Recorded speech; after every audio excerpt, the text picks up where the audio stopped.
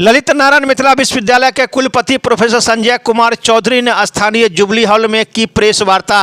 इस अवसर पर इन्होंने अपने कार्यकाल में हुए कार्यों के बारे में पत्रकारों को दी जानकारी। वहीं कई पत्रकार ने सवाल किया कि WIT की स्थिति क्यों है, तो उन्होंने कहा कि अस्थायी निदेशक नहीं मिलने का नतीजा था कि WIT की स्थिति ऐसी हो गई, लेकिन हमने अस्थाई डायरेक्टर की नियुक्ति कर दी है। वहीं डिप्टी रजिस्ट्रार की भी नियुक्ति की है। अलग से रजिस्ट्रार की भी यहाँ नियुक्ति होना है, चूँकि मिथिला विश्वविद्यालय के रजिस्ट्रार के देख रेख में ही यह WIT चल रहा है, लेकिन नॉर्म्स के मुताबिक अलग रजिस्ट्रार की नियुक्ति होना चाहिए। वहीं एजुकेशन के संबंध में भी जानकारी पत्रकारों ने जब उनसे पूछा कि अपना प्रेस है, तो इस संबंध में उन्होंने कहा कि जल्द ही प्रेस भी होगा चालू। अब आइए सीधे चलते हैं पत्रकारों के सवालों का जवाब देते हुए। ऐसे पद है जिस पर कि मंत्री का पैरवी आता है, सांसद का पैरवी आता है कि अमुक व्यक्ति को पदाधिकारी बना दें, लेकिन पदाधिकारी बनने के बाद उस संस्था की स्थिति काफ़ी खराब हो जाती है और शैक्षणिक गतिविधि पर उसका प्रभाव पड़ता है। लेकिन खैर ठीक है, इस प्रकार के तो कार्य होते ही रहते हैं, लेकिन WIT की स्थिति सुधरेगी। दरभंगा मिथिला विश्वविद्यालय का जो प्रेस है वो भी होगा चालू। डिस्टेंस के संबंध में भी उन्होंने दी जानकारी। अब आइए सरकारों के साथ जानकारी साझा करते हुए कुलपति ने क्या कहा। एक रिपोर्ट दरभंगा दर्शन न्यूज से मनोज झा। या कंप्यूटर साइंस से रिलेटेड आदमी या कोर इंजीनियरिंग ब्रांच से रिलेटेड एक्सक्लूडिंग सिविल और मैकेनिकल, ये छोड़ के ही बन सकता है क्योंकि वो ब्रांच है नहीं। तो फॉर्चुनेटली आपका जियोलॉजी डिपार्टमेंट पढ़ाता है बायोइन्फॉर्मेटिक्स को, और कुछ क्राइटेरिया ऐसा था जिसके चलते तो इतने बड़े एसेट को LN मिथिला नेगलेक्ट कर रहा है, जो नहीं करना चाहिए। आप बहुत फॉर्चुनेट हैं कि आपके शहर में हिंदुस्तान में गिने चुने एक्सक्लूसिवली वुमेन्स टेक्निकल इंस्टीट्यूशन है, जिसमें आप हैं। और अभी का जो रिक्रूटमेंट प्रोसेस है HR का, उसमें ये सोशल वेलफेयर में ध्यान दिया जाता है कि लड़कियों को ज़्यादा से ज़्यादा नौकरी दी जाए। इस पर बहुत इम्फेसिस रहता है। इन स्पाइट ऑफ की पुअर एकेडमिक परफॉर्मेंस, आपके यहाँ के बच्चों का बहुत अच्छे जगह पर प्लेसमेंट हुआ है। इसलिए ये नैतिक दायित्व तो मेरा था जब हम शुरू से आए, क्योंकि हम उसी बैकग्राउंड से रहे। तो मैंने पाया कि ये कॉलेज ही नहीं, वहाँ लैब ही नहीं, इस साल में वहाँ बेसिक और एडवांस लैब बन जाए और एडवांस रिसर्च सेंटर जो है वो उसको सपोर्ट करे, तब वो इंजीनियरिंग कॉलेज बहुत अच्छा से चलेगा। उसका कैरिकुलम जो होगा अगली बार से AICTE अप्रूव्ड कैरिकुलम चलेगा। अभी तक जो कैरिकुलम चल रहा है सिलेबस, वो मनमौजी सिलेबस चल रहा है। क्योंकि हम डिग्री देते हैं इसलिए उसकी वैलिडिटी है, लेकिन ऐसा होना नहीं चाहिए। इसीलिए मैकेनिकल का टीचर कंप्यूटर साइंस पढ़ा लेता है, कंप्यूटर साइंस का टीचर मैकेनिक्स पढ़ा लेता है, जो कहीं भी अगर बताया जाएगा वो हास्यास्पद होगा। तो इसलिए नहीं, जल्द ही हम लोग रिक्रूट करेंगे। गेस्ट फैकल्टी के रिम्बर्समेंट जो देते हैं ऑनरेरियम लगभग उतना देंगे, उससे कम नहीं देंगे। और कोशिश करेंगे आपके माध्यम से ये मार्च में जाए कि लड़कियां ज़्यादा से ज़्यादा उसमें अप्लाई करें, क्योंकि लड़कियों का कॉलेज है। तो मेरी प्राथमिकता होगी कि गर्ल्स टीचर ज़्यादा विथ रिस्पेक्ट टू कि बॉयज़ हो 20%, 20%, मैक्सिमम 40% तक, लेकिन 60% गर्ल्स कैंडिडेट। आज के परिवेश में सिर्फ 2 गर्ल्स कैंडिडेट हैं। इसलिए मजबूरन AICTE नॉर्म्स के हिसाब से एडमिनिस्ट्रेशन यहाँ नहीं चल रहा था। इसलिए AICTE कहती है कि एक रजिस्ट्रार होना चाहिए, एक डिप्टी रजिस्ट्रार होना चाहिए, 2 असिस्टेंट रजिस्ट्रार होना चाहिए और एक SO अकाउंट्स होना चाहिए मिनिमम, कंप्यूटर ऑपरेटर और ये असिस्टेंट छोड़। तो मैंने पाया क्या कि वहाँ पर ऐसा स्ट्रक्चर नहीं है।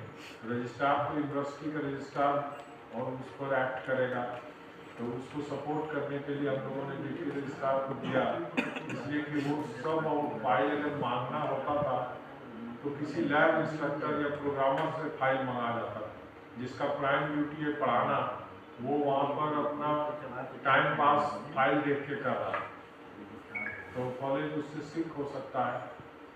तो इसलिए कॉलेज को पहल किया गया है कि मुझे लगता है कि आप लोग एक बार घूम आए, क्योंकि मैं जब घूमा तो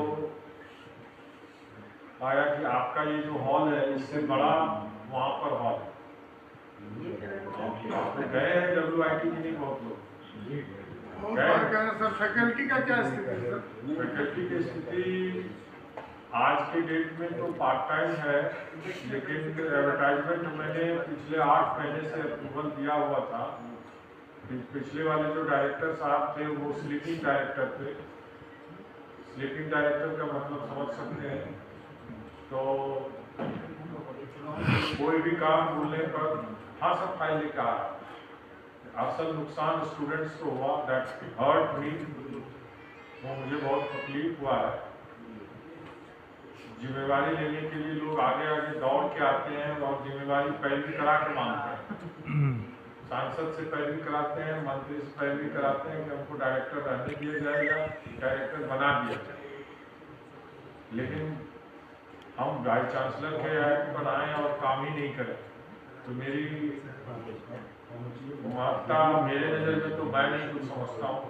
काम आप करेंगे, हो सकता है काम करते समय आपसे 10 में से 1-2 गलती होगी, काम में से गलती होगी।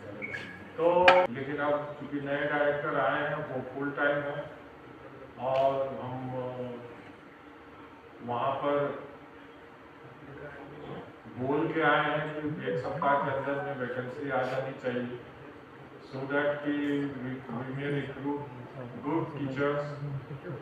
और जुलाई से करिकुलम जो होगा वो AICTE अप्रूव जो आर्यभट्ट नॉलेज यूनिवर्सिटी में हम लोग बनाए थे। फॉर्चुनेटली सिलेबस बनाने वाले में जब WIT ये AKU बना था तो उस समय गुहा साहब, मुखर्जी साहब एक थे, भागलपुर इंजीनियरिंग कॉलेज के प्रिंसिपल, और हम 3 ही आदमी मिलकर बनाए।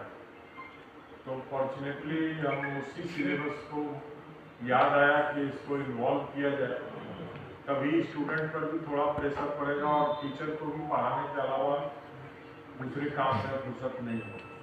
क्योंकि टेक्निकल इंस्टीट्यूशन के टीचर को आप पॉलिटिक्स करके नहीं देखे होइएगा, इसलिए नहीं देखे होइएगा कि वो लैब का काम और पढ़ाने के काम में इतना भी दिन भर व्यस्त रहता है कि उसके बाद घर जाएगा तो घर के प्रॉब्लम और बच्चों में ही रह जाता है, जो जनरल में लैकिंग है। इधर पहले पॉलिटिक्स होता है, बाद में पढ़ाई होता है। उसको सुधारा जा रहा है, क्योंकि आप शोध यूनिवर्सिटी बन चुके हैं। शोध यूनिवर्सिटी बनने का मतलब होता है कि हर एक स्टूडेंट्स का मैक्सिमम जितना पब्लिकेशन हो, लेकिन अंडर ग्रेजुएट की डिग्री तक उसको कम से कम 1 पब्लिकेशन हो।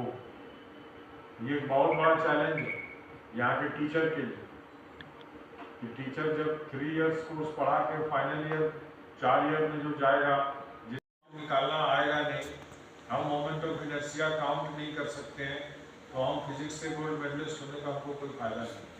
कोई फायदा है? कोई फायदा नहीं। तो वो कब होगा?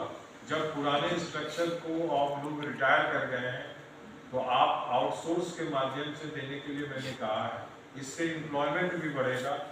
जो डिग्रीधारी होंगे, जैसे फिजिक्स ऑनर्स पढ़ा हुआ कोई लड़का होगा, वांछनीय योग्यता उसकी MSc रहेगी, लैब काइंडली मोबाइल को थोड़ा स्विच ऑफ करें।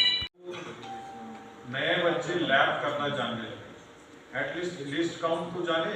हम लोग 11th में लिस्ट काउंट जानते थे, अभी MSc का बच्चा लिस्ट काउंट नहीं जानता। कितना अंतर आ गया, कितना अंतर आ गया। वो G का वैल्यू हॉल का और फिजिक्स डिपार्टमेंट का निकालने के लिए डिफरेंस बोलेंगे तो नहीं निकालेगा। हमारे समय का जो एवरेज बिलो एवरेज स्टूडेंट होगा वो निकालेगा। एजुकेशन को बढ़ाना है, शुद्ध लिखना जाए। बहुत लोग तो हिंदी जो हमको एप्लीकेशन बच्चा लोग दे के जाता है उसमें आशिकार का बहुत गलती रहता है, इंग्लिश को छोड़ दी जाए। ये आपके माध्यम से एक चिंतन होना चाहिए कि बच्चे केवल डिग्री के पीछे ना दौड़े, अपनी एबिलिटीज के पीछे दौड़े। हम कितना स्किल्ड है, हिंदी लिखेंगे ना, जानेंगे तब ना जर्नलिज्म करेंगे, नहीं तो रोज अखबार में हिंदी इंग्लिश एपिकल्टी लिखे।